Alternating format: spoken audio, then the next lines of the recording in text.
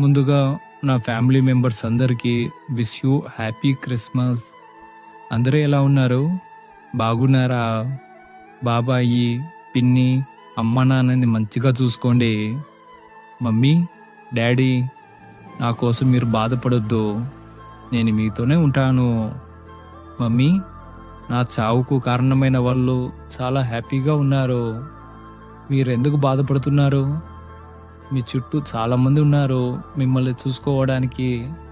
మమ్ములు, cutie, Blessy, Nissy ఎలా ఉన్నారు?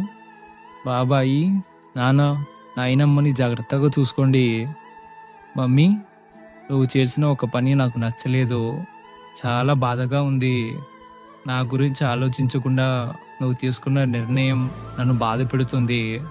Mummy, మీరు తాగొద్దు. తాగి ఆరోగ్యం పాడు చేసుకోవద్దు. ప్లీజ్, ఇదే నేను చెప్తున్నది. నా ఉసురు కొంతమందికి తగులుతూనే ఉంది మమ్మీ.